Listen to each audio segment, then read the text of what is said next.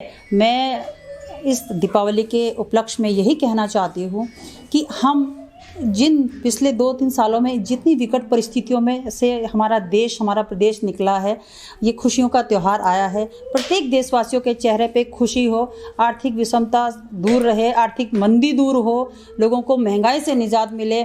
और साथ ही साथ एक अपील लोगों से क्योंकि दिवाली के त्यौहार के सीज़न पे पटाखों का बहुत ज़्यादा वो होता है, तो आप क्योंकि इससे एक पॉल्यूशन भी होता है। जो लोग बीमार हैं, जो लोग श्वास रोगी हैं, उनको बहुत दिक्कत होती है। तो आप खुशियाँ बांटिए, आप दिए जलाइए, आप मिठाइयाँ दीजिए, आप एक दूसरे को बधाइयाँ दीजिए।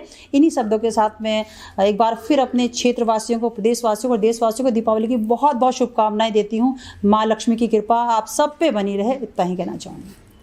प्रधानमंत्री मोदी जी उत्तराखंड में आए।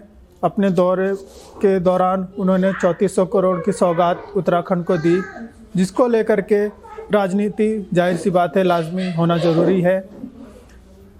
कांग्रेस का कहना है कि ये राजनीतिक जो पूरा प्रकरण था वो राजनीतिक ड्रामे से ज़्यादा कुछ नहीं है, क्योंकि बगल के ही प्रदेश में, हिमाचल प्रदेश में आपका चुनाव भी है। तो उसी चुनाव को ध्यान में रखते हुए उत्तराखंड में आए और यहाँ से मैनेज करने की कोशिश की गई। तो हमारे साथ मौजूद है कांग्रेस की प्रदेश प्रवक्ता लक्ष्मी अग्रवाल जी। आइए उनसे जानते हैं कि ये जो पूरा प्रकरण था, ये जो दौरा था प्रधानमंत्री मोदी जी का, उनको आप किस नज़रिए से देखती हैं और उस पर क्या कहना है इनका। नमस्कार मैम। नमस्कार मैम, प्रधानमंत्री जी आए, 3400 करोड़ की यहाँ पर विकास योजनाएं का लोकार्पण और शिलान्यास किया, इस पर क्या कहना है? देखिए, बहुत अच्छी बात है कि प्रधानमंत्री जी उत्तराखंड आए और उत्तराखंड वासियों की ये आस बंधती है जब हमारे देश के मुखिया हमारे प्रदेश में आते हैं कि हमारे प्रदेश का विकास होगा। लेकिन बहुत दुख होता है ये सोचकर, ये देखकर कि खाली घोषणाएं, आप कोरी घोषणाएं करके और धरातल पे कोई काम नहीं होता, तो फिर देशवासियों को उतना ही कष्ट भी होता है। बहुत अच्छी बात है कि 3400 करोड़ रुपए की घोषणाएं मोदी जी करके गए। बस मैं इतना ही कहना चाहूँगी कि ये घोषणाएं खाली घोषणाएं ना रहें, क्योंकि जिस तरह से चुनावी वादे उनके आज तक पूरे नहीं हुए, चाहे वो रोज़गार का हो, चाहे वो काला धन का हो, चाहे वो, तो उसी तरह से कहीं ऐसा ना हो कि प्रदेशवासी 34 करोड़ के विकास कार्यों की बाटें जोते रह जाएं। और 2024 में लोकसभा का इलेक्शन है, बगल के हमारे प्रदेश में चुनाव है, तो कहीं ऐसा ना हो कि उन सबको प्रभावित करने के लिए ये 3400 करोड़ की घोषणाएं मोदी जी करके गए पूरी हो जाए तो बहुत अच्छी बात है। लेकिन जहाँ तक अभी तक ये रहा है रिकॉर्ड भाजपा का कि उन्होंने सिर्फ घोषणाएं करी हैं, जिसको कि जुमलेबाजी भी अभी तक उनका एक हो गया कि जुमलेबाजी की सरकार है, तो खाली जुमलेबाजी ना हो, धरातल पे भी काम होना चाहिए। जो अंकिता भंडारी केस था, उसके मुद्दे को कहीं ना कहीं ऐसा लग रहा है कि वो शांत पड़ गया है। फिर यूके SSS और जो वन दरोगा भर्ती था, वो भी मामला कहीं शांत तो नहीं हो गया इन सब चीज़ों में?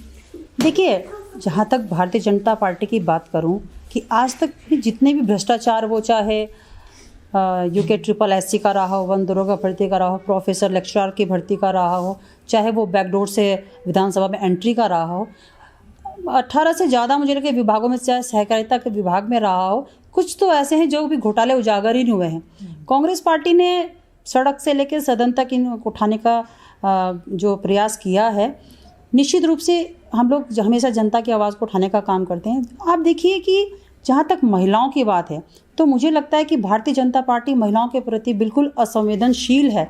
जिस तरह से एक के बाद एक प्रकरण, चाहे उनके मंत्री से लेके, उनके विधायक से लेके, 2 विधायकों पे उन पे महिलाओं के उत्पीड़न का आरोप लगा, लेकिन पार्टी ने क्या किया?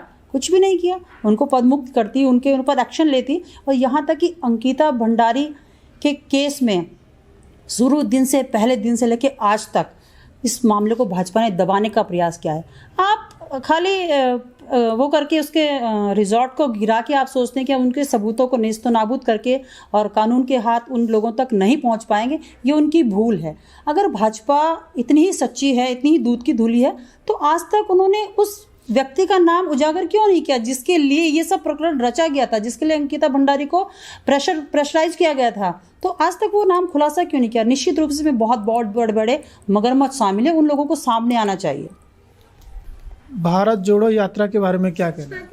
देखिए, भारत जोड़ो यात्रा में बहुत बहुत बधाई देती हूँ राहुल जी को कि उन्होंने आज़ादी के बाद मुझे लगता है पहली ये लोगों से बिल्कुल कनेक्ट, डायरेक्ट लोगों से टच में ये पहली एक यात्रा है। एक व्यक्ति इतना चल रहा है, 3500 किलोमीटर चल रहा है और पूरे 5 महीने की यात्रा है। बहुत बहुत मैं बधाई देती हूँ। आज इसकी ज़रूरत भी है क्योंकि आज भारत की जो वो है वो छिन्न भिन्न हो रही है। भारत की, हम लोकतंत्र में रह रहे हैं, हमारे पास लोकतंत्र है, लेकिन उस लोकतंत्र को दबाने का प्रयास जो दूसरी अन्य सरकारें कर रही हैं, बहुत ज़रूरत है कि लोगों को भाई भाई को लड़ाया जा रहा है, धर्म के नाम पे लड़ाया जा रहा है, आर्थिक विषमता कितनी है हमारे देश में। तो इन सब को ज़रूरत है। भारत को आर्थिक रूप से, सामाजिक रूप से मजबूत बनाने के लिए यात्रा बहुत ज़रूरी थी और मैं बहुत बहुत बधाई देती हूँ लोगों को भी, भारतवासियों को भी कि उन्होंने इस यात्रा को बिल्कुल हाथों हाथ लिया है।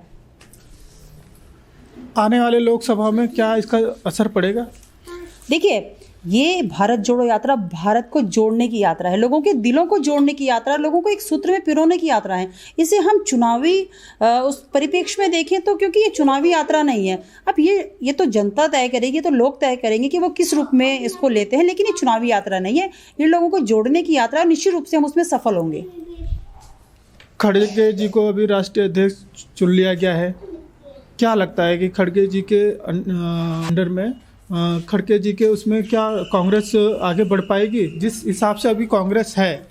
देखिए, कांग्रेस सबसे पहले मैं अपने राष्ट्रीय अध्यक्ष खड़गे जी को आपके चैनल के माध्यम से बहुत बहुत बधाई देती हूँ और ये एक बहुत अच्छा प्रयास है क्योंकि कांग्रेस पार्टी ही ऐसा है जिसके अंदर लोकतंत्र बचा है। हमारी चुनाव की एक प्रक्रिया है, हमने प्रक्रिया के तहत राष्ट्रीय अध्यक्ष को चुना है और निश्चित रूप से क्योंकि खड़गे जी एक जमीनी एक कार्यकर्ता से लेकर और आज इस पद तक पहुंचे हैं, उनको कांग्रेस की रग रग का पता है, उनको देशवासियों की रग रग का पता है, तो वो निश्चित रूप से एक मेहनती, समझदार, सुलझे हुए इंसान हैं और उनके नेतृत्व में, माननीय हमारी सोनिया गांधी जी के नेतृत्व में देश निश्चित रूप से आगे बढ़ेगा और कांग्रेस पार्टी बिल्कुल मजबूत होगी। कुछ लोग ये भी आवाज़ उठा रहे हैं, मतलब कहना चाह रहे हैं कि जी ये तो बीजेपी के दबाव में आकर के इन्होंने वो कराया है, चुनाव करवाया, नहीं तो इससे पहले तो कभी नहीं हुआ था, मतलब बहुत पहले होते थे। देखिए, कुछ तो लोग कहेंगे, लोगों का काम है कहना, तो ये हम जानते हैं, कांग्रेस पार्टी का कार्यकर्ता जानता है कि हमारे उसमें, आप मुझे बताइए भाजपा में कौन सा चुनाव होता है राष्ट्रीय अध्यक्ष का, वहाँ कैसे चुनते हैं राष्ट्रीय अध्यक्ष का? तो वहाँ पे अन्य पार्टी में आप बता दीजिए चुनाव की प्रक्रिया। हमारे यहाँ तो चुनाव होते आए हैं क्योंकि लोकतंत्र, मैंने कहा कांग्रेस पार्टी में लोकतंत्र जिंदा है, जीवित है, हम लोकतंत्र के सहारे चलते हैं, तो लोगों को कहने दीजिए। हमारे वहाँ ये बिल्कुल निष्पक्ष चुनाव होता है और खड़गे जी इसके लिए बिल्कुल उपयुक्त वो थे उम्मीदवार। त्योहारी सीजन चल रहा है, दीपावली का मौका है, पर देशवासी और देशवासियों को आप क्या संदेश देंगे?